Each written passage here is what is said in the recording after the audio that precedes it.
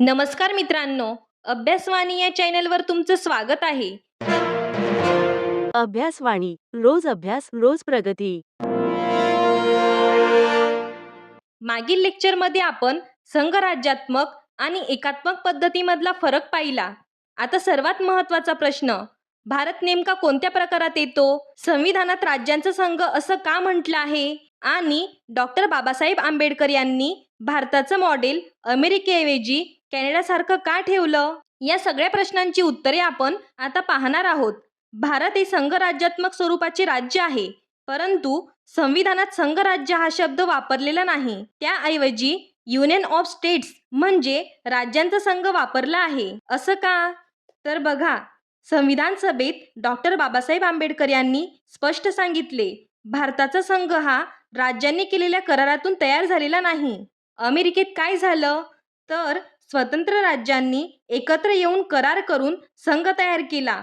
पण भारतात राज्यांना वेगळे होण्याचा अधिकार नाही, कारण संघराज्य हे राज्यांचा संघ आहे. भारताची संघराज्य व्यवस्था अमेरिकन मॉडेलवर आधारित नाही.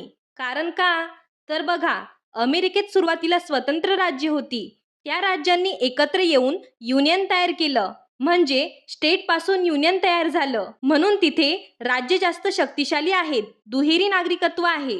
अमेरिकेचा नागरिक आणि त्या राज्यांचा देखील नागरिक, म्हणजे दोन स्तरावर नागरिकत्व.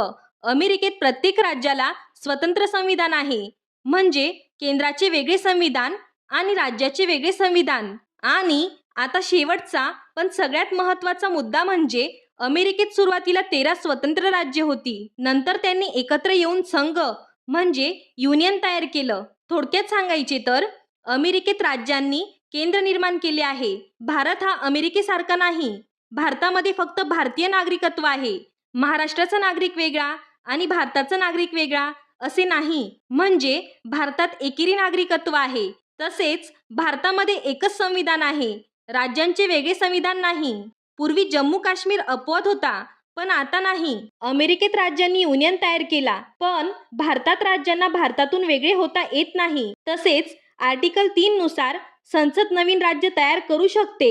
राज्यांची सीमा बदलू शकते, नाव बदलू शकते, पण त्यासाठी राज्यांची परवानगी बंधनकारक नाही. म्हणून भारत हा अमेरिकेसारखा प्युअर फेडरेशन नाही.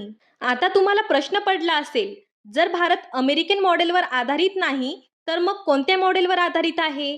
त्याचं उत्तर आहे कॅनडा.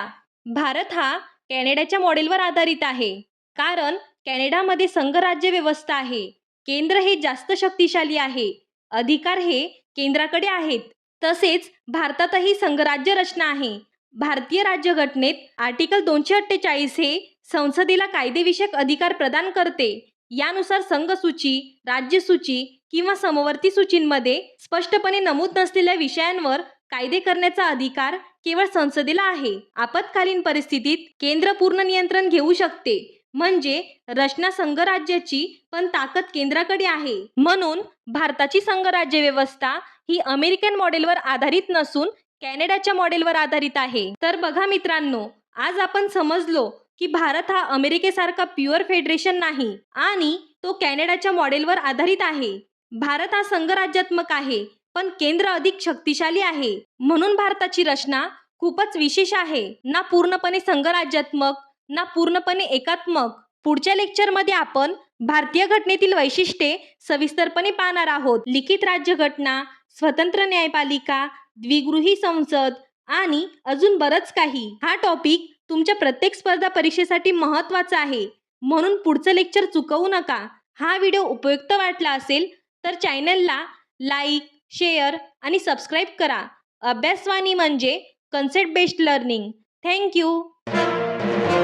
अभ्यासवाणी रोज अभ्यास रोज प्रगती.